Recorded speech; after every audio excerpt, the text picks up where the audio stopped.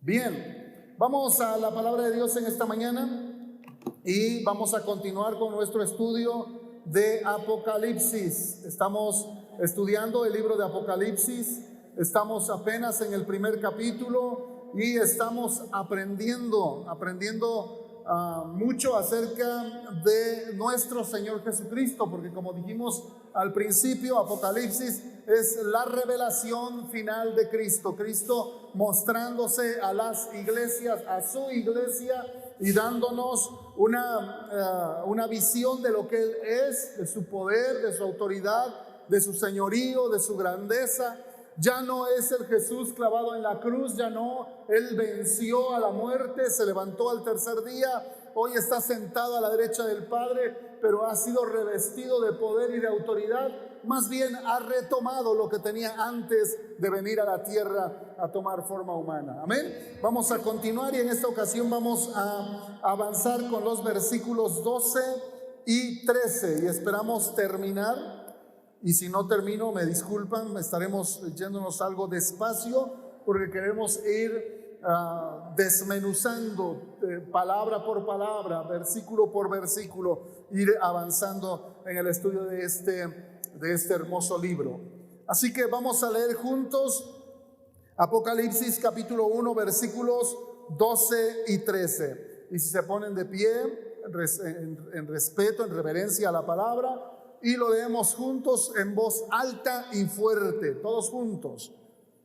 ¿Sí? ¿Ya está? Apocalipsis 1, versículos 12 y 13. Y dice así: y me volví para ver la voz que hablaba conmigo, y vuelto vi 7 candeleros de oro, y en medio de los 7 candeleros a uno semejante al Hijo del Hombre, vestido de una ropa que llegaba hasta los pies y ceñido por el pecho con un cinto de oro. Hasta ahí oramos. Padre, estamos en tu presencia en esta mañana, rogándote, Dios, en el nombre precioso de Jesús, que nos permitas continuar, avanzar en este estudio de tu palabra. Oramos en el nombre de Jesús para que esta palabra tuya pueda ser de grande bendición a nuestras vidas. Podamos salir, Señor, de este lugar bendecidos, pero con una nueva expectativa de tu poder y de tu autoridad. Señor, gracias por esta oportunidad que nos das. En el nombre de Jesús, abre nuestras mentes, nuestros corazones y sella tu palabra en nuestra vida. En el nombre de Jesús. Amén. Toma en su lugar, gracias. Bueno, como para retomar un poco, la semana pasada hablamos de cómo el apóstol Juan menciona en el versículo 10 que él estaba en el Espíritu. Dice que él estaba en el Espíritu y mencionamos esto como un éxtasis, como una experiencia sobrenatural, como él salió de su cuerpo, su espíritu salió de su cuerpo y fue introducido a la esfera espiritual para poder ver lo que el Señor tenía para él en esta ocasión. Bien, así que el Señor está introduciendo a Juan en el Espíritu, dice, para que pueda visualizar eso. Es como meterse directamente a la esfera espiritual. Y allí, en esa esfera espiritual, el apóstol Juan dice que pudo oír detrás de él una gran voz de trompeta. Pero también señala que era un día muy especial. ¿Qué día era? ¿Qué día era? ¿Viernes? ¿Qué día era? No, pero la Biblia dice que era... Yo dije un día especial, pero la Biblia dice... ¿Qué dice? A verle al verso 10. Ya lo estudiamos la semana pasada. Era el día, ¿cómo? Del Señor. Y cuando la Biblia menciona, principalmente en el Nuevo Testamento, menciona el día del Señor, ¿se refiere a qué? ¿A qué se refiere? Al primer día de la semana, es decir, lo que hoy conocemos como el día domingo. Sí, ya hicimos la diferencia la semana pasada, como en el Antiguo Testamento cuando se menciona el día del Señor se refiere a un tiempo de juicio que va a venir sobre la tierra. Es un día, un tiempo más bien, no específicamente un día, sino un espacio de tiempo de 7 años donde Dios va a derramar sus juicios sobre esta tierra. Pero en esta ocasión, específicamente en este versículo, cuando el apóstol Juan dice que estaba en el día del Señor, se refiere al primer día de la semana. Y aprendimos la semana pasada que se empezó a usar el primer día de la semana para que se reunieran los hermanos en razón de que fue el primer día de la semana cuando resucitó nuestro Señor Jesucristo. El Señor resucitó un domingo, un primer día de la semana, y por eso los cristianos empezaron a reunirse en el primer día de la semana. Por eso hasta hoy nos reunimos en domingo. Y dijimos también la semana pasada que no hay una ley para reunirnos en domingo. No hay una orden, no hay un mandato como en el Antiguo Testamento. En el Antiguo Testamento decía que tenían que trabajar 6 días y el 7º día tenían que descansar. Y era una ley que tenían que descansar, como que a fuercita tenían que descansar. No es porque si quieren o si no quieren, tienen que descansar ese día. Pero para nosotros como cristianos que hemos sido liberados de la ley, nosotros tenemos libertad, y si nos reunimos no es porque alguien nos obligue, no es porque nos presionen, no es porque haya una ley, no es porque tengo que ir. No. Si nos reunimos por amor, por agradecimiento a nuestro Dios. ¿Cuántos dicen amén? ¿O cuántos vinieron aquí a la fuerza? ¿Alguien vino a la fuerza? ¿Alguien los obligó? A veces los papás obligan a los hijos, pero está bien, porque luego los hijos quieren destramparse. Y no, entonces hay que sujetarlos, hay que imponer la autoridad, pero también enseñarles la palabra. ¿Por qué? Hay que enseñarles las razones. ¿Por qué se hace esto? ¿Amén? Digo, porque cuando están chiquitos lo podemos hacer, pero cuando ya tienen cierta edad, ya se te ponen al brinco y ya mejor ora. Amén. Si no enseñaste bien cuando chiquitos, ahora te toca orar, ahora te toca clamar, te toca llorar delante de Dios, porque tú no vas a poder hacer cambiar a tu hijo, es Dios quien lo puede hacer cambiar. ¿Cuántos dicen amén? Así que si tienen hijos adultos o mayores que no están viniendo, ya saben qué hacer. Oren, no lo deje sin cobertura, ore por su hijo. En algún momento el Señor va a hacer un milagro en sus vidas. ¿Cuántos dicen amén?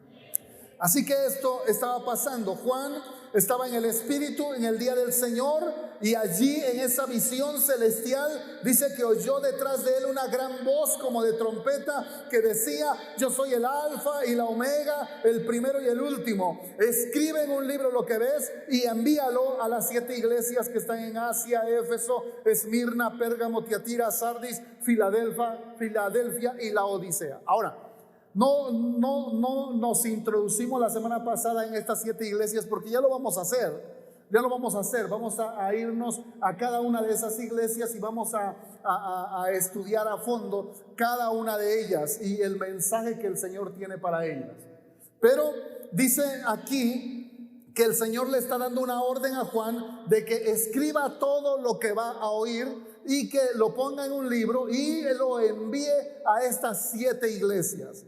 Pero luego dice más adelante que hasta ahí todavía no se ha dado la vuelta. Apenas oyó la voz detrás de él y la instrucción que le da de anotar, de escribir lo que va a recibir. Pero luego dice que se da la vuelta, dice el verso 12, y me volví para ver la voz que hablaba conmigo, y vuelto, ya que me di la vuelta, dice, vi. Y no vio a Jesús. Lo primero que vio, que es 7 candeleros. Lo primero que vio Juan ahí fueron 7 candeleros. Y vamos a ver qué es un candelero. Pero antes, dice la primera frase: me volví para ver la voz que hablaba conmigo. Podemos solo imaginar qué fue lo que pasó por la mente de Juan mientras él se daba la vuelta. La voz que escuchó probablemente no tenía el mismo sonido que él recordaba de la voz de Jesús mientras anduvo con él, porque recuerde, Juan fue uno de los apóstoles, el más joven de los 12 apóstoles que anduvo con Jesús durante 3 años y medio de ministerio que tuvo nuestro Señor aquí en la tierra. Entonces él conocía la voz de Jesús, Conocía bien su voz terrenal, mientras tenía ese cuerpo humano que le sirvió para andar aquí en la tierra. Él conocía esa voz. Pero esta voz que escuchó es una voz diferente, es una voz de autoridad, es una voz potente, es una voz que llama la atención, es una voz que dice él mismo, una voz como de trompeta, es una voz que suena muy, muy fuerte.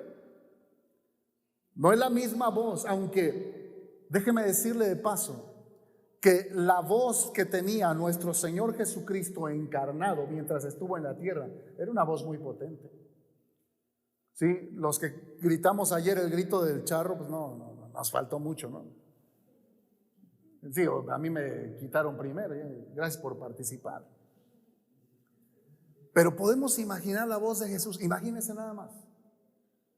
Así que Juan escucha la voz. Y él encuentra una diferencia porque dice que era una voz como de trompeta. Así que la está diferenciando de la voz que él escuchó de Jesús cuando anduvo con él. Esta voz que él está escuchando es una voz muy fuerte, es una voz mucho más potente. Pero él sabía, Juan sabía que esa voz era Jesús mismo. ¿Cómo sabía? Porque un poco antes, en el versículo 11, leímos que dice que esa voz que escuchó, esa voz como de trompeta decía: yo soy el alfa y la omega, el principio y el fin, o el primero y el último. ¿Quién es él?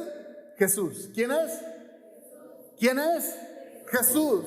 Así que Juan lo reconoció, no por el timbre de voz, no por la potente voz, sino porque él mismo ya se había presentado: yo soy el alfa y la omega, el primero y el último. Así que él sabe, él está seguro quién es el que está hablando detrás de él.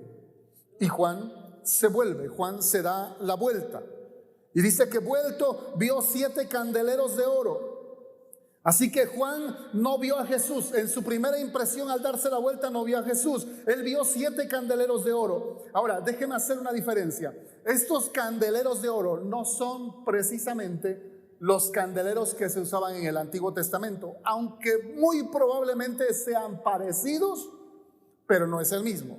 Ahora, voy a hacer una diferencia. En Éxodo capítulo 25, versículos 31 al 37, se nos habla de un candelero o candelabro, como queramos decirle, un candelero o candelabro que Dios le manda a hacer a Moisés. Moisés está recibiendo la visión de todos los utensilios que se iban a usar en el templo que él iba a construir. Ahora, no era un templo de paredes el que iba a construir, era un templo ambulante hecho de pieles, hecho de varas. Así que él está recibiendo la revelación de cómo iba a ser el tabernáculo, así se le llamaba, tabernáculo o templo ambulante. Y está recibiendo la visión de todos los utensilios para hacer los sacrificios de los animales, pero también para que los sacerdotes hicieran su oficio de adorar al Señor, de ministrar al Señor. Y dentro de todos los utensilios que estaban en el lugar santo, porque el tabernáculo estaba compuesto de 3 partes: el atrio, que era algo así como el patio, el atrio, luego el lugar santo, que era así como la parte amplia de dentro del templo, y luego una parte chiquita que era donde se encontraba el arca del pacto. Y estaba dividido el lugar santo del lugar santísimo, estaba dividido por un velo de pieles muy grueso. Dice la Biblia que era muy grueso. No cualquiera podía pasar. De hecho, no deberían de pasar. Si cualquiera del pueblo pasaba, se moría. Si un sacerdote pasaba al lugar santísimo sin estar santificado, se moría. El único que podía pasar una vez al año al lugar santísimo era el sumo sacerdote, es decir, el principal sacerdote, y después de haberse purificado en todas las áreas de su vida. Él tenía que haber confesado todos sus pecados, él tenía que haber hecho sacrificio por todos sus pecados, él tenía que haber cumplido todos los rituales, y entonces entrar, y todavía con peligro de que se le haya olvidado algún pecado y muriera mientras estaba oficiando. Pero en el lugar santo había 3 muebles muy especiales, y uno de esos 3 era precisamente la lámpara o el candelabro, que era no otra cosa sino una lámpara de 7 brazos. Ahorita vamos a ver a detalle ese candelabro. Y este candelabro, vamos a leer la cita de Éxodo 25, 31 al 37. Dice así: harás además un candelero de oro puro, labrado a martillo. Labrado a martillo se hará el candelero, su pie, su caña, sus copas, sus manzanas y sus flores serán de lo mismo. Y saldrán 6 brazos de sus lados, 3 brazos del candelero a un lado y 3 brazos al otro lado. 3 copas en forma de flor de almendro. En un brazo una manzana y una flor, y 3 copas en forma de flor de almendro. En otro brazo una manzana, una flor, y así en los 6 brazos que salen del candelero. Ahora, ponga mucha atención en esto porque lo vamos a estar estudiando a detalle. Dice 3 copas en forma de flor de almendro en un brazo, una manzana y una flor, y 3 copas en forma de flor de almendro en otro brazo, una manzana y una flor, así en los 6 brazos que salen del candelero. 34. Y en la caña central del candelero 4 copas en forma de flor de almendro, sus manzanas y sus flores. Habrá una manzana debajo de 2 brazos del mismo, otra manzana debajo de otros 2 brazos del mismo, y otra manzana debajo de los otros 2 brazos del mismo, así para los 6 brazos que salen del candelero. Sus manzanas y sus brazos serán de una pieza, todo ello una pieza labrada a martillo de oro puro. Y le harás 7 lamparillas, las cuales encenderás para que alumbren hacia adelante. También sus despabiladeras y sus platillos de oro puro. De un talento de oro fino lo harás con todos estos utensilios. Mira y hazlos conforme al modelo que te ha sido mostrado en el monte. Amén. Ahora, este candelero simboliza a Cristo. De hecho, cada uno de los muebles que están en el tabernáculo simbolizan a Cristo. En una manera muy especial este candelero, porque es hecho de oro puro. Es hecho de oro puro. Y luego dice que este candelero tenía que ser hecho labrado a martillo. Eso es algo completamente difícil. Generalmente las joyas de oro, las cosas que se hacen con oro, generalmente son fundidas. ¿Sí? ¿Alguien sabe de eso? ¿Alguien sabe de platería? ¿No? Generalmente el que va a hacer una figura en oro, sea lo que sea, tal vez un anillo, una gargantilla, lo que sea, generalmente son en molde. Hacen el molde con un instrumento de barro y luego se funde el oro hasta que queda líquido y entonces se vacía en el molde y toma la forma. ¿Sí? Pero este candelero, de una manera muy especial, Dios le ordena a Moisés que lo haga labrado a martillos. ¿Usted se imagina eso? Es una cosa dura, es un metal, el oro es un metal. Y estarlo labrando a martillo para hacerle todas las formas que menciona aquí, que tenía que tener forma de flor de almendro, que tenía que tener 7 brazos, que tenía que tener una manzana y una flor y 3 copas de flor de almendro en cada brazo. Y todo este detalle es una cosa que iba a llevar mucho tiempo. Pero ¿de qué nos habla esto de que tenía que ser labrado a martillo? Nos habla del sufrimiento de nuestro Señor Jesucristo. Amén. De eso nos habla. Ahora, dice los estudiosos, los que se ponen ahí a tratar todos estos asuntos y que se ponen a dibujar y a darle forma a todo esto, porque nosotros lo leemos nada más, pero hay gente que se pone a detallar, dice, bueno, tenía tantos brazos y empiezan a dibujarlos, a darle color, a darle forma. Es otro nivel de meditación, ¿no? Dicen que estos candeleros tenían una peculiaridad, dice arriba, o en uno de los textos, que las lamparillas que tenían los brazos hasta arriba, tenían que alumbrar hacia el frente. Esto es algo muy especial,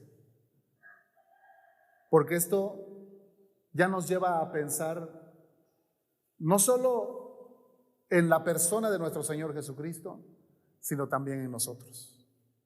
Y en eso vamos a ahondar, espero llegar hasta a este punto.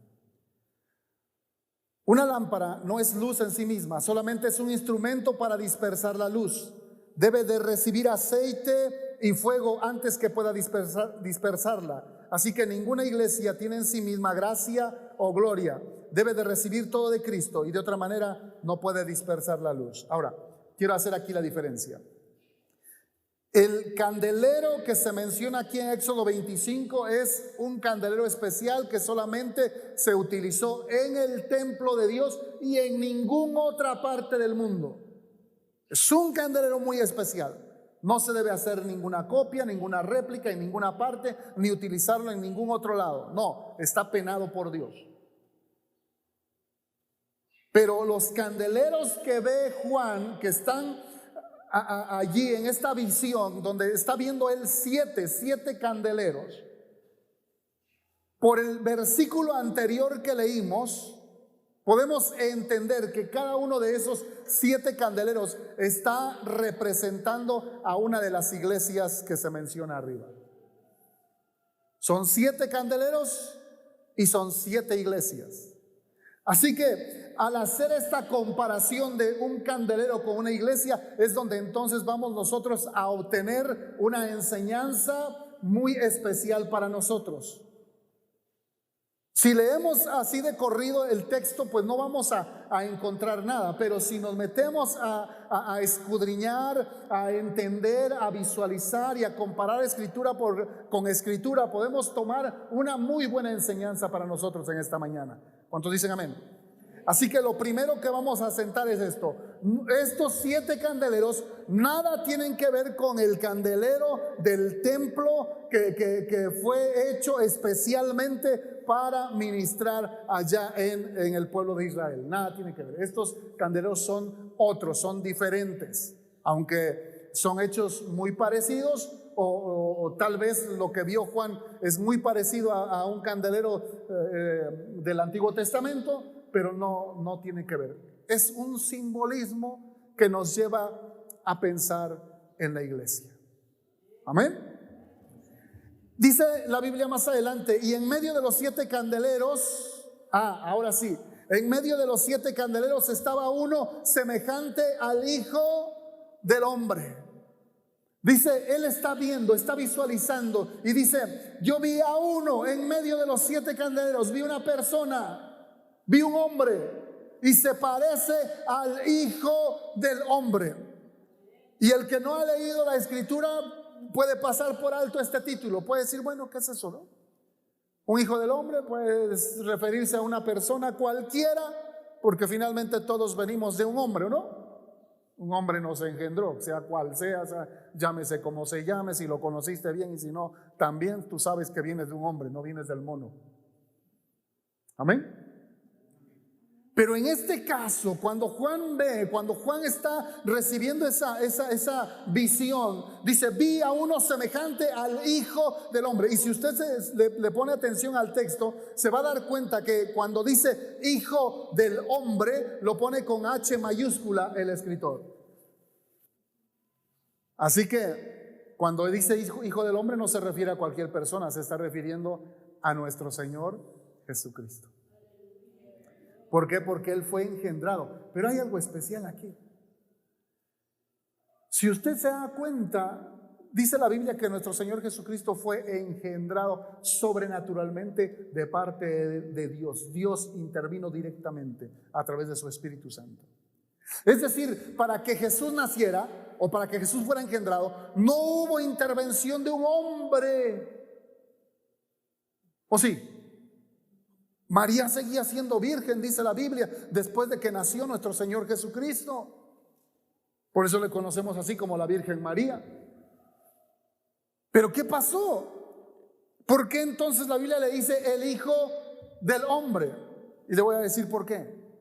Por el simple hecho de haber tomado forma humana. Y porque de la ascendencia de María, de parte de ella, de María, que fue el depósito para que Jesús naciera, ella descendía de la realeza del rey David, que finalmente era un hombre, ¿no? Entonces, por ascendencia se puede decir así, que descendía o venía de un hombre. Pero es un título solamente.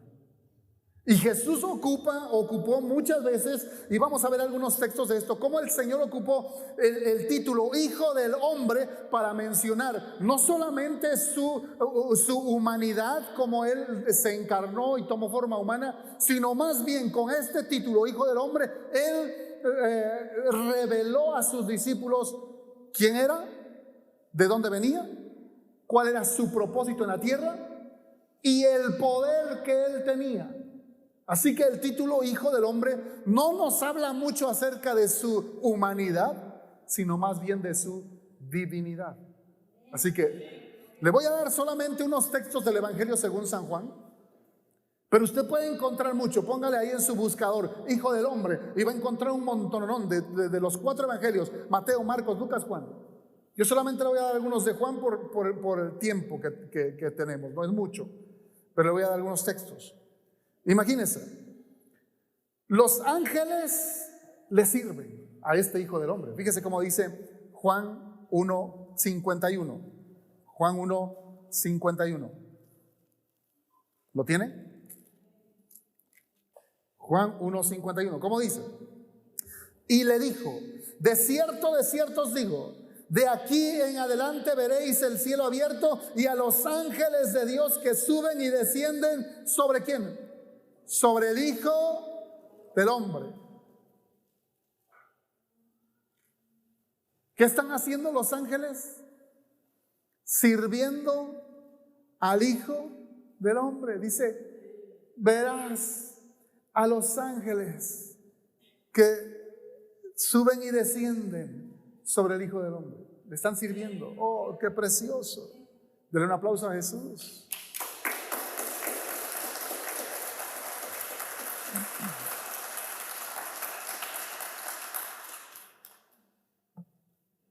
Este Jesús, que se dice a sí mismo el Hijo del Hombre, en realidad de humanidad tiene muy poco, nada más el cuerpo, porque todo lo que Él hizo y lo que dijo es sobrenatural, es divino. Vamos a ver otro. Vino del cielo, el Hijo del Hombre vino del cielo, dice Juan 3:13, adelantito. Juan 3:13. ¿Ahí lo tiene? Dice: nadie subió al cielo sino el que descendió del cielo. ¿Quién descendió del cielo? Ahí lo dice, el Hijo del Hombre. ¿Y quién es el Hijo del Hombre? Cristo, Jesús, nuestro Señor Jesucristo. Así que dice aquí que Jesús, el Hijo del Hombre, descendió del cielo. Es que ya en la eternidad ya tenía ese título también, el Hijo del Hombre. Hay una porción en Daniel donde se le dice así. Vamos a interrumpir un poquito las citas de Juan y vámonos a Daniel capítulo 7 versos 13 y 14. Daniel 7, 13 y 14. Y dice ahí: miraba yo en la visión de la noche y he aquí con las nubes del cielo venía uno como un ¿qué? Como un hijo de hombre, que vino hasta el anciano de días. El anciano de días es el Padre. Anciano de días, quiere decir que está muy, muy grande de edad. Así lo pintó en esa visión el profeta Daniel. Vio al Padre. Pero el Hijo del Hombre es Cristo. Y dice que este Hijo del Hombre viene con las nubes del cielo. Y vino hasta el anciano de días. Y le hicieron acercarse delante de él. Y le fue dado al Hijo del Hombre, dice que le fue dado dominio, gloria y reino para que todos los pueblos, naciones y lenguas le sirvan. Su dominio es dominio eterno que nunca pasará y su reino uno que no será destruido. Fuerte el aplauso al Rey. Gloria a Jesús. Él es el Hijo del Hombre. Él es el que se puso ese título, el que nos reveló ese título. Pero ya Daniel, 600 o 700 años antes de que Jesús naciera, ya lo había visto en visión. Ya había visto a ese Hijo del Hombre y lo veía como recibía ese dominio, esa autoridad, ese poder. ¿Cuántos dicen amén? Así que ahora aquí en los evangelios el Señor se está revelando. Él es el Hijo del Hombre y no es cualquier persona, no es cualquier humano. No es cualquier hombre que nació por ahí nada más, no, es muy especial.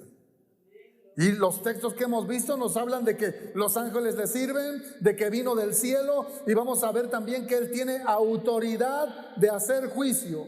Vamos al capítulo 5, verso 27 de Juan.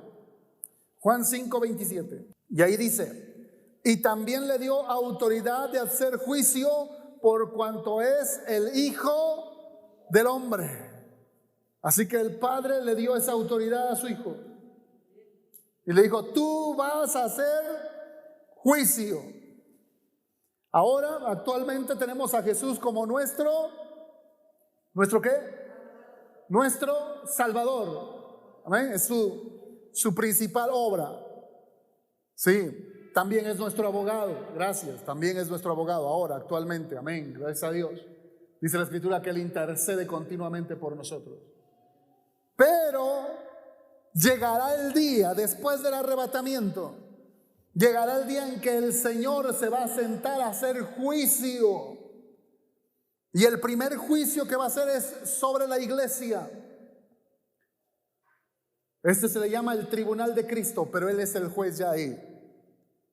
Y gracias a Dios que ese tribunal, en ese tribunal de Cristo, no es para condenación, es para premiación de los siervos de Dios, de los que han dejado todo por seguir a Cristo. Amén. Pero despuesito viene el Señor a hacer juicio sobre la tierra. Viene a derramar sus juicios y a destruir a sus enemigos. Y al final, después del milenio, dice la Escritura que Él es el que se sentará en el trono blanco y va a juzgar a todos aquellos que no tuvieron fe en Él, que no creyeron en Él. Así que Él es el que hace juicio. ¿Cuántos dicen amén? Es el Hijo del Hombre.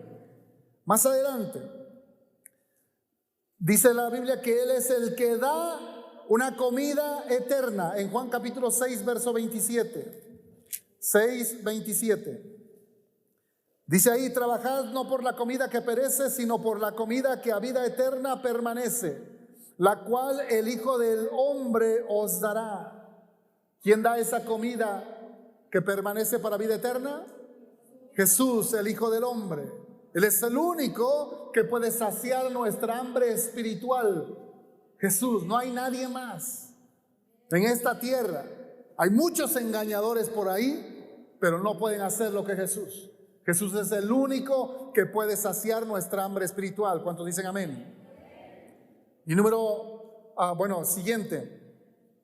Profetizó de sí mismo que sería levantado para salvación. En Juan capítulo 3, versículos 14 al 15. Juan capítulo 3, versículos 14 y 15. Dice, y como Moisés levantó la serpiente en el desierto, así es necesario que el Hijo del Hombre sea levantado, para que todo aquel que en él cree no se pierda, mas tenga vida eterna. El problema es cómo iba a ser levantado. Fue levantado en una cruz. Y dice que todo aquel que crea en Él tiene vida eterna. Pero Él, dice la Escritura, Él es el Hijo del Hombre, el que sería levantado. Juan capítulo 8, verso 28 nos habla de ese Jesús que sería levantado. Juan 8, 28. Y ahí les dice, y les dijo pues Jesús, cuando hayáis levantado al Hijo del Hombre, entonces conoceréis que yo soy y que nada hago por mí mismo, sino que según me enseñó el Padre, así hablo. Ahora ponga atención otra vez, dice, cuando hayáis levantado al Hijo del Hombre. No está hablando de la ascensión, cuando sería levantado para llegar al Padre, no.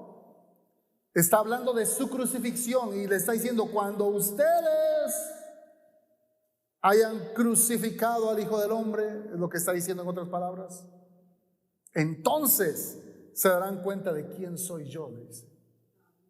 Y es lo que sucedió. ¿Se acuerda cuando el centurión aquel levantó la espada y traspasó el costado de Jesús?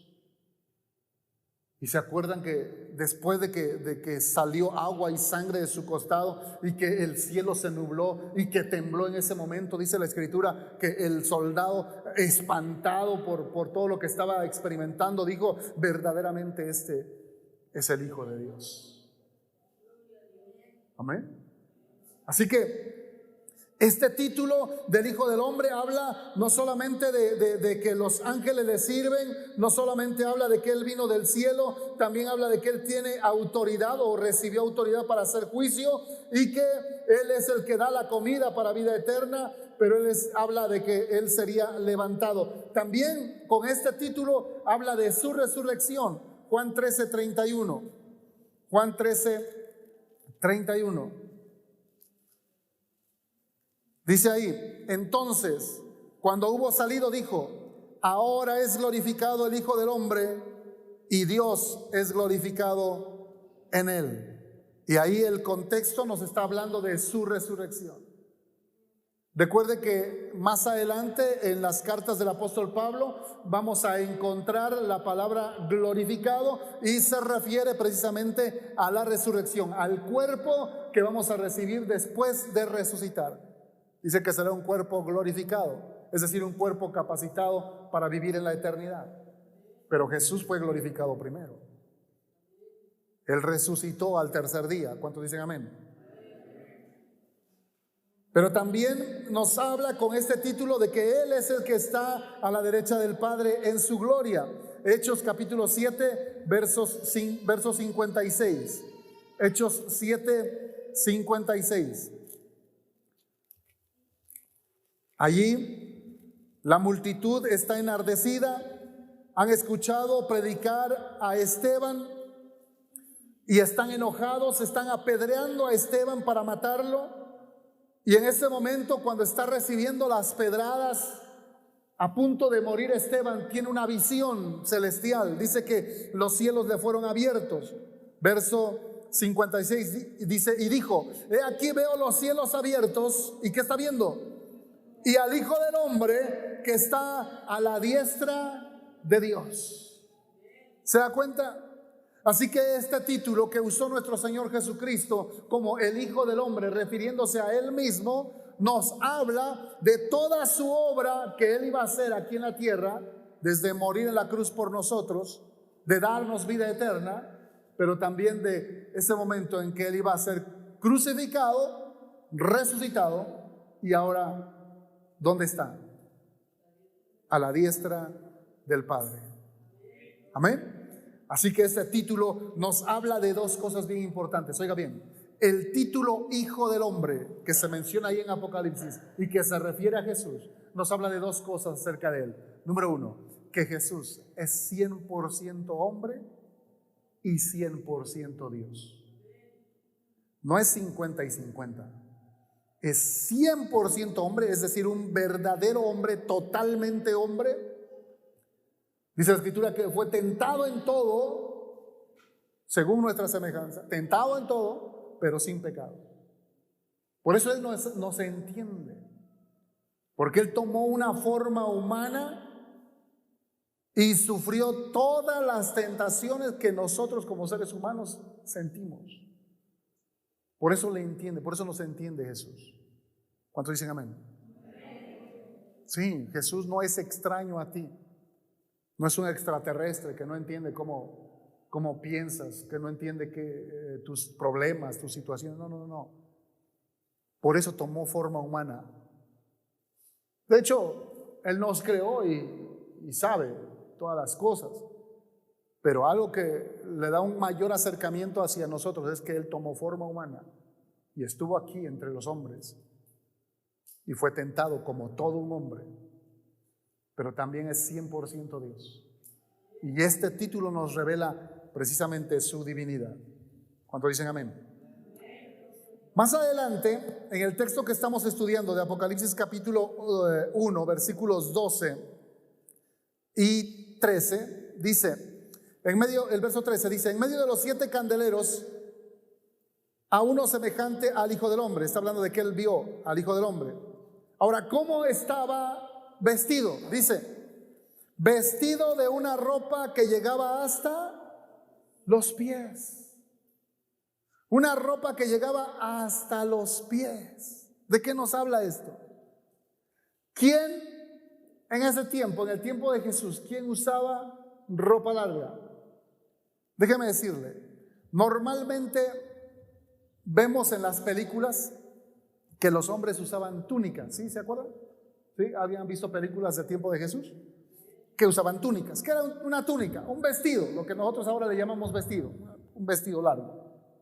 ¿Sí? No había pantalones, ese era el estilo. ¿Sí? Ahora, un esclavo generalmente tenía un vestido corto. ¿Por qué? Porque era obligado a trabajar arduamente. ¿Y el vestido largo qué hace? Te impide. Las mujeres que usan faldas largas, ¿qué impide? Caminar. ¿Ah? Ahora, por eso inventaron aquí en México esas faldas chotototas, ¿eh? Para que puedan correr, pero se pueden caer, ahí enredan entre los pies, se pueden caer. Entonces, no eran, las túnicas no eran así como esas faldas amplias, no. Eran más de un corte recto. Entonces les impedía caminar y hacer trabajos pesados. Entonces se dice que los esclavos usaban túnicas cortas. No solamente los esclavos, también los soldados. ¿Ha visto las películas donde presentan a los soldados romanos? Y vienen con túnicas así cortas. Y tú dices, ¿ahora qué onda con esos soldados así medios afeminados con sus minifaldas? No, ese era el estilo. ¿Por qué? Porque los soldados también eran forzados a caminar grandes caminatas y cuando tenían un enfrentamiento ellos tenían que correr, así que tenían que tener libertad en las piernas. Hay algunos que han inventado el rollo de que fajarse o ceñirse los vestidos era levantarse la túnica y hacerle un nudo y ponérselo por acá y no se queda tanto rollo. Yo creo que eso era demasiado incómodo. Si alguien se creyó eso, yo creo que eso era demasiado incómodo para de verdad entrar en una lucha, en una guerra o estar trabajando en trabajos forzados en el caso de los esclavos. Lo que sí dice la historia es eso, que los hombres esclavos y los soldados usaban túnicas cortas. ¿Quiénes usaban túnicas largas? Se oye feo, pero así es. Los que trabajaban poco. ¿Quiénes trabajaban poco? Los que tenían mucho dinero, los hacendados, los reyes, los que estaban en puestos de gobierno, los sacerdotes. Usted ve en la Biblia, la túnica de los sacerdotes llegaba hasta los tobillos. Ellos sí tenían que cubrirse todo. Incluso Dios les mandó diseñar un calzoncillo. ¿Saben quién inventó los calzoncillos? Shorts o bermudas. Esos calzoncillos los inventó Dios. Ahí usted lea su Biblia y va a encontrar un lugar donde a los sacerdotes les dijo que usaran un calzoncillo, un pantaloncito corto que les servía de ropa interior. No había tangas ni esas cosas. Así que les servía de ropa interior que iba debajo de la túnica. ¿Y para qué la servían? Dice que para que cuando subieran las gradas, los escalones en el templo, no se descubriera su desnudez. Qué cosas, ¿no? Entonces, ¿quiénes usaban ropas largas? solamente las personas que, vamos a decirlo así, que trabajaban poco. ¿Y quiénes eran los que trabajaban poco? Las personas que estaban en autoridad. Los reyes, o en este caso los sacerdotes. Así que el vestido largo que ve aquí el apóstol Juan, que tiene nuestro Señor Jesucristo, dice que era un vestido de una ropa que llegaba hasta los pies. Nos habla de eso, de su poder, de su autoridad, de que Él es el mero mero. ¿Cuántos dicen amén? Amén. Y luego dice más adelante, y ceñido por el pecho con un cinto de oro, un cinturón de oro. Ahora muchos lo pintan así como la franja del pueblo, ¿no? De lado. Puede ser. Otros lo pintan así, de atravesado. Puede ser. No se dan detalles. Pero en el Antiguo Testamento se les ordenó a los sacerdotes. Los sacerdotes tenían que usar un pectoral. Un pectoral era una prenda que iba encima de la túnica y les llegaba por acá más o menos, cubría el pecho, por eso es pectoral, ¿verdad?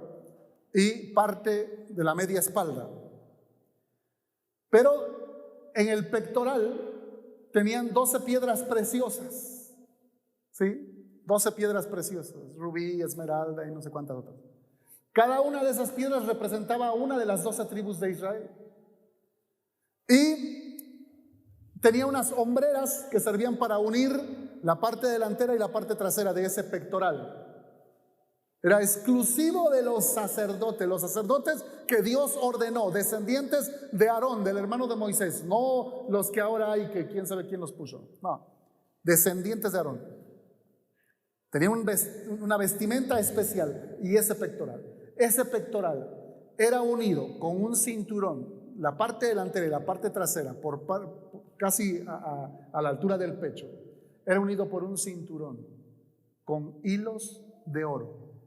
Pero no solamente eran hilos de oro, estaba mezclado o entretejido con hilos de lino y de otro material que le llamaban azul. Así que el cinto que usaban los sacerdotes solamente tenían hilos de oro. No era completamente de oro. Pero el cinto que usa nuestro Señor Jesucristo es que completamente de oro. Oh, ¿de qué habla eso? De su autoridad, de su señorío, de su sacerdocio real, de que es un hombre o un ser de autoridad. Así que el cinturón que está alrededor del pecho de nuestro Señor Jesucristo nos puede hablar de su sacerdocio comparado con los sacerdotes del Antiguo Testamento. Ahora, uno de los deberes de los sacerdotes del Antiguo Testamento era atender el candelero que estaba allí en el lugar santo. Ellos cada día debían de llenar el aceite o rellenar las lamparillas, esos depósitos de los 7 brazos. Cada uno tenía un depósito pequeño, ahí eran las lamparillas, tenía que rellenarlas con aceite, era un aceite especial, puro de olivo, no cualquier aceite. Y el sacerdote debía de limpiar el hollín o ceniza que había quedado o que había caído. Tenía que limpiar todos los días.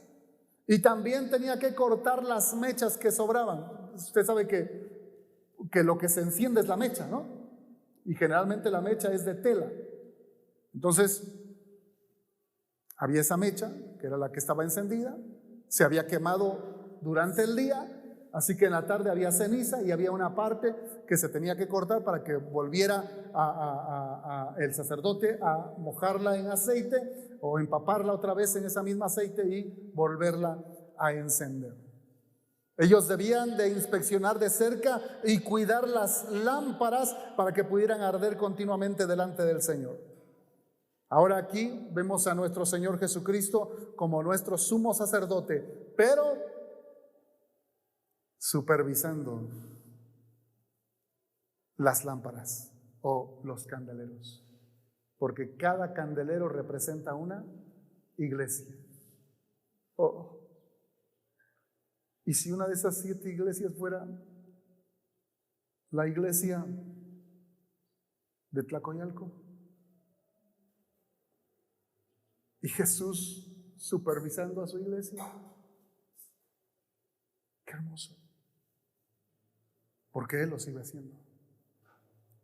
Él sigue siendo Dios. Él sigue siendo el Señor. Él sigue siendo nuestro sumo sacerdote. Él sigue supervisando a su iglesia. ¿Cuántos dicen amén? Ahora déjeme darle una aplicación práctica de los candeleros. Espero terminar. El candelero de oro labrado a martillo, como dijimos, representa a nuestro Señor Jesucristo, representa su pureza, su santidad, su incorruptibilidad, es decir, su eternidad, pero también representa el dolor que Él tenía que pasar para llegar a la cruz, para salvarnos. Pero en este caso, los candeleros que están alrededor de nuestro Señor Jesucristo representan a la iglesia. Cada uno de los candeleros representa una iglesia. Es muy probable que en algún lugar en la eternidad esté un candelero con el nombre de esta iglesia. ¿Cuántos dicen amén? Porque el Señor sigue supervisando su iglesia. Debido a que el candelero era labrado a martillo, dijimos que no tenía molde, es decir, no había 2 iguales, refiriéndose al candelero del lugar santo. No había molde, no se debía hacer otro igual en ninguna parte del mundo. Era labrado a martillo y, como dije, eso habla del proceso que el Señor Jesucristo tenía que pasar para salvarnos. Pero el candelero era compuesto de 9 partes. Número 1, empezaba con el pie del candelero. El pie del candelero es el lugar donde ha sido puesto, significa o simboliza el lugar donde hemos sido puestos. Si nosotros como iglesia nos podemos identificar con ese candelero, la base del candelero simboliza el lugar donde ha sido puesta esta iglesia. ¿Qué lugar es? Tlacoyalco. Es ese lugar donde hemos sido puestos. Un ejemplo de ellos, bueno, está ahí un versículo antes hablando de 7 iglesias en especial: Éfeso, Pérgamo, Tiatira, Laodicea, Sardis, Filadelfia, etc. El pie nos habla del territorio donde Dios pone su candelero, como cuando un país conquista y pone su bandera. Jesús no pone una bandera, Él pone su candelero. La caña del candelero, es decir, el centro, esa caña que está en el centro del candelero, representa a nuestro Señor Jesucristo. Cristo es la columna de la iglesia. Él es la cabeza y Él es el Señor. Los demás solo somos servidores. Vuelvo a decirlo una vez más. Cristo es la cabeza de la iglesia. Los demás solo somos, ¿qué cosa? Servidores. La caña es la que está al centro. Esa al centro representa a nuestro Señor Jesucristo. ¿Quién es la autoridad de la iglesia? Cristo. No los pastores, no los líderes, no los que tengan o pudieran tener algún título en la iglesia. No. Dios dio a la iglesia 5 tipos de servidores, ministerios o ministros que se mencionan ahí en la carta a los Efesios. Y menciona a apóstoles, a profetas, pastores, evangelistas y maestros. Pero todos ellos son para servir a la iglesia. Ellos no son la cabeza de la iglesia. En esta semana tomó posesión el rey Carlos III de Inglaterra. En Inglaterra hay una iglesia que se llama la Iglesia Anglicana. Es una organización de iglesias protestantes que se han extendido ahora a muchas partes del mundo. Y él fue coronado como cabeza de la iglesia anglicana, quitándole el lugar a Cristo. Por tradición, el rey de Inglaterra viene a ser también la cabeza de la iglesia anglicana. Un error garrafal, si es que se considera una iglesia protestante, la iglesia anglicana. Pero luego fue a Escocia, que es parte del Reino Unido, es otro reino ahí, y en Escocia lo coronaron como rey también, lo reconocieron como rey de Escocia, y él entró a la catedral de la iglesia presbiteriana, unos verdaderos protestantes. Y el rey entró a la iglesia como cualquier otro miembro. Nadie le rindió honores, no le dieron un lugar especial, no lo pusieron al frente, ni mucho menos lo coronaron como cabeza de la iglesia presbiteriana. Una verdadera iglesia. ¿Qué te digo? En la iglesia de Jesucristo, no debe haber hombres estrellas que sean venerados o adorados por la feligresía o por los hermanos. No. Todos somos iguales, por eso nos llamamos hermanos. Por eso nos llamamos hermanos. Aun cuando tenga títulos y los títulos que quiera. Puede ser licenciado, puede ser abogado, doctor, no sé, cualquier título, no me sé muchos títulos. El título que quiera, y puede tener la posición económica que quiera. Puede ser multimillonario y puede dar muchas ofrendas a la iglesia, pero no por eso se le va a dar un lugar especial en la iglesia. ¿Cuántos dicen amén? El apóstol Santiago lo dijo bien claro en su carta.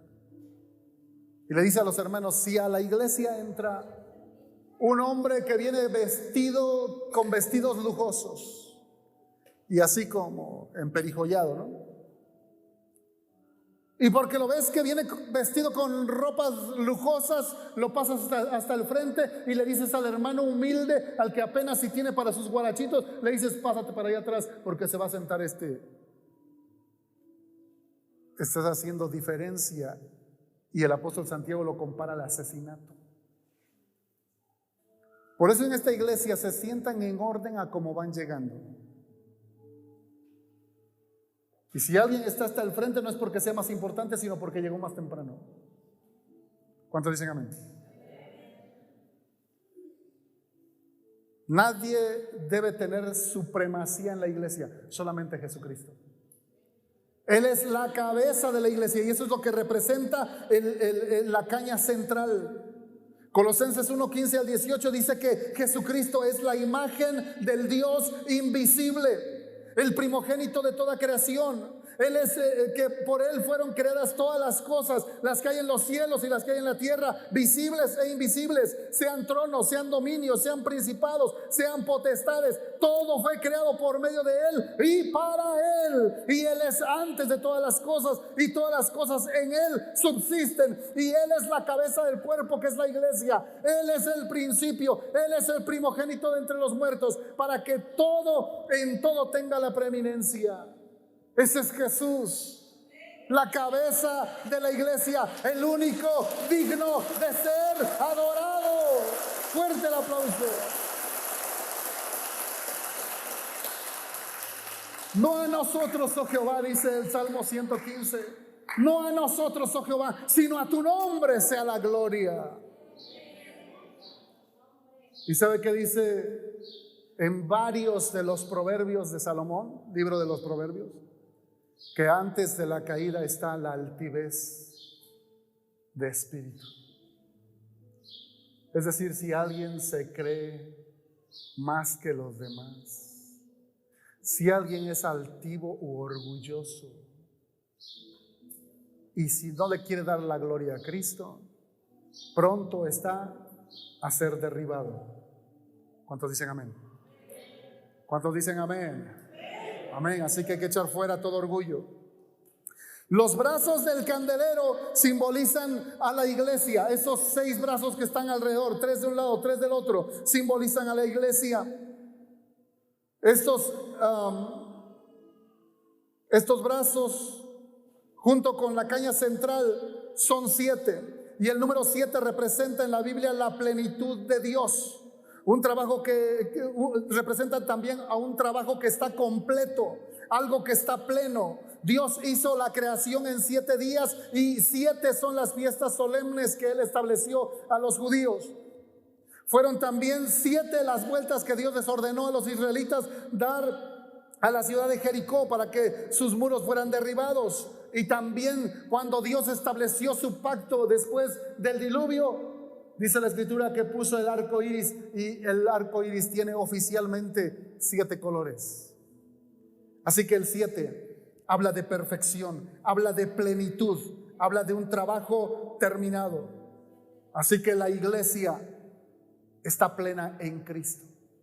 3 brazos de un lado y 3 del otro son 6. Y el 6 es el número de hombre, porque el hombre fue creado en el día 6.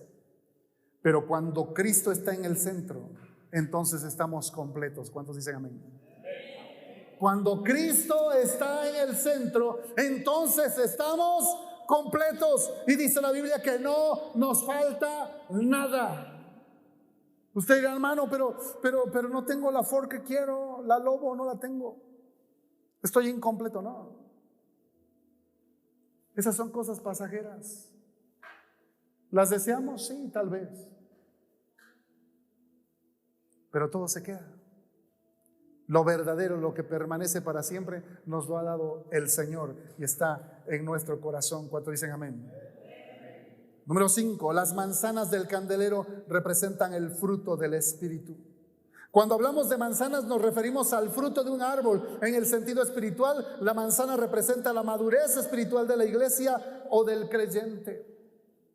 Ahora, en los brazos usted va a ver ahí unas bolitas y luego otras figuras y representan esto, las manzanas.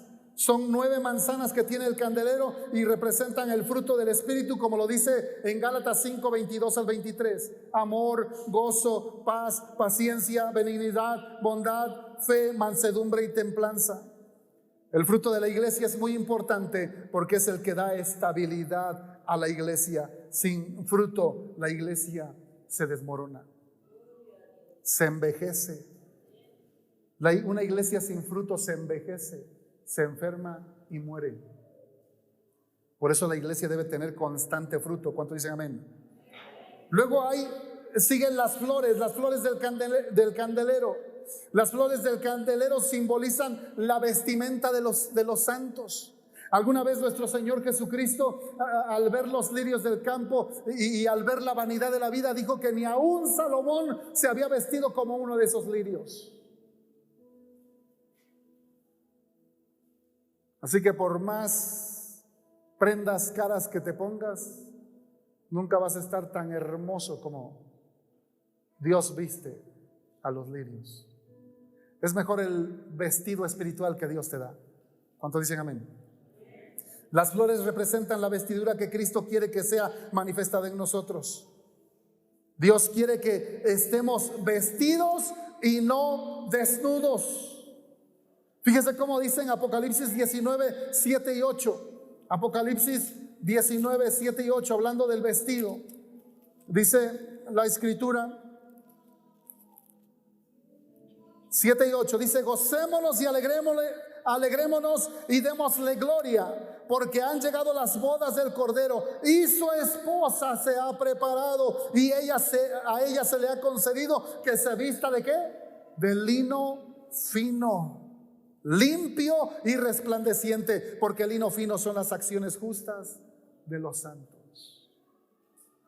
¿Cómo te vas a vestir?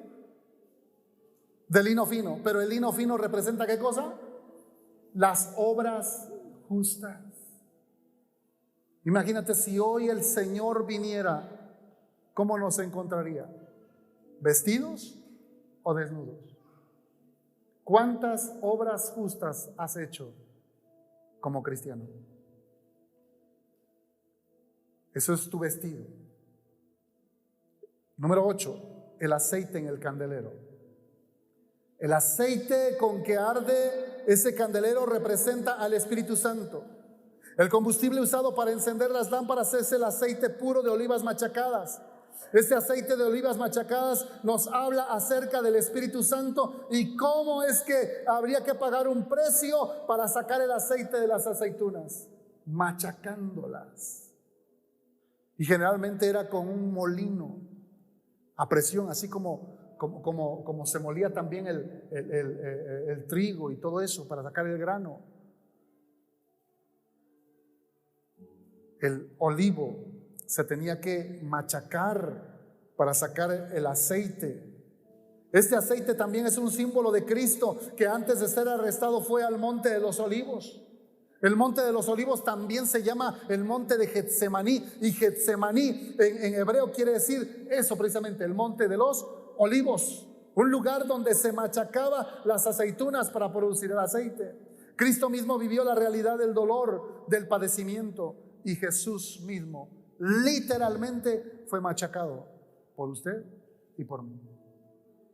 Él sufrió lo que nosotros teníamos que sufrir. Y número 9, las despabiladeras y los platillos de oro. Las despabiladeras de oro puro son unas pinzas. Sí, algunos las dibujan tipo tijeras. ¿Para qué servían esas pinzas? Para que el sacerdote al final del día fuera y llevara esas pincitas y con ellas agarrara la mecha, pudiera sacarla de ahí de ese recipiente de aceite de la lámpara, la pusiera en un platito de oro para que no hiciera un escurrimiento, un escurridero por ahí y quedara sucio. No, todo tenía que estar sumamente limpio. Ponía esa mecha en el platito de oro y ahí, fuera ya de la lámpara, ahí cortaba la mecha que se había quemado y le quitaba todo lo que ya no servía, y entonces la volvía a empapar de aceite y la volvía a encender. Esa era la despabiladera, era la tijera. Cuando al pábilo de la lamparilla se le agotaba el aceite, el sacerdote tomaba la despabiladera, quitaba el pábilo y lo ponía sobre un platillo de oro, lo bañaba nuevamente en aceite para que no siguiera humeando, y lo reparaba. El aceite representa el Espíritu Santo, pero el pábilo representa tu vida y mi vida. ¿Qué representa el pábilo? Pabilo le dicen otros. ¿Qué representa? Mi vida. Cuando el sacerdote lo retiraba es porque el pábilo estaba ¿qué? Humeante. Ahora déjame darte un texto de Mateo y con esto vamos a terminar. Mateo capítulo 12, verso 20.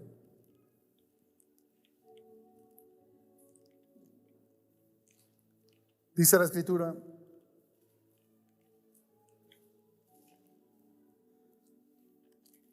en palabras de nuestro Señor Jesucristo,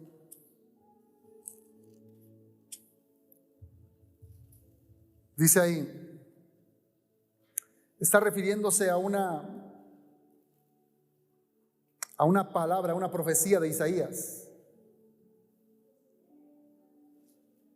Y dice ahí en el verso 20: la caña cascada no quebrará.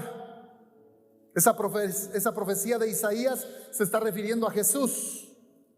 Aquí la está recordando el evangelista Mateo. Refiriéndose a Jesús, dice: la caña cascada no quebrará y el pábilo que humea no apagará hasta que saque a victoria el juicio. Pregunto, ¿qué es una caña cascada? ¿Qué es una caña cascada? ¿Cuántos conocen la caña de la milpa? ¿Cómo le dicen aquí? ¿Cómo le dicen a la caña de la milpa? ¿Cómo le dicen? ¿No tiene nombre? La caña, la cañita de la milpa. ¿Cómo se le dice? ¿Tiene un nombre? ¿Zacate? Cuando está todavía de pie, ¿cómo se le llama? ¿Caña? Sí, no hay otro nombre, caña, ok. Imagínense que esa caña, perdón, vara de la milpa, bueno, caña, vara. Imagínense que esa caña, esa milpa, está ya dando sus frutos. ¿Cómo se le llama? El elote, ¿no? Elote. Está ya dando sus frutos, a lo mejor están pequeños sus frutos. Todavía no han crecido lo suficiente, mucho menos están maduros. Y de repente pasa alguien por ahí maldoso y golpea la caña de tal manera que se quiebra. Ligeramente, no completamente, ligeramente. Esa es una caña cascada. Cuando llega el dueño de la milpa y ve su caña cascada, si es un buen campesino, la va a enderezar, porque ama su milpa, porque quiere que su caña dé fruto, porque quiere ver sus frutos maduros, crecidos, y quiere disfrutar de ese fruto. Va a enderezar esa caña.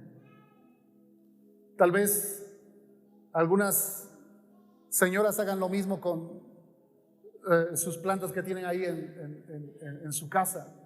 Ven que alguna se ha quebrado ligeramente y la enderezan, y tal vez le pone una varita a un lado y le pone un amarre ahí ligero para que tome otra vez forma, porque ama a esa planta, porque quiere verla crecer, porque quiere ver su fruto. Y dice la Escritura que, hablando de Jesús, la caña cascada no quebrará. Es decir, si ya la ve herida, si ya la ve lastimada, Él no la va a terminar de quebrar, Él no la va a terminar de lastimar, Él la va a levantar, Él la va a restaurar, Él la va a fortalecer, Él la va a cuidar. ¿Cuántos dicen amén? Pero luego dice, hablando del pábilo, dice, y al pábilo que humea no apagará. ¿Qué es un pábilo que humea? Un pábilo que humea es un pábilo al que se le ha acabado el aceite. No tiene más aceite. El pábilo representa tu vida. Y un pábilo humeante es el que no tiene fuerza ya para seguir encendido. Está apagándose. Y generalmente en aquel tiempo, cuando ya llegaba la noche y tenías en tu casa una lámpara de aceite y ya ibas a dormir, lo que hacías era apagar la mecha, ¿verdad? Y generalmente era así con los 2 dedos. ¿Cuántos hicieron eso alguna vez? No era de aceite, era de petróleo. ¿Se acuerdan? Amanecías con la nariz negra al otro día, ¿no? Imagínate que el aceite se ha terminado y la mecha está humeante. Dice la Biblia, hablando de Jesús, que Él no va a llegar a apagar esa mecha, no.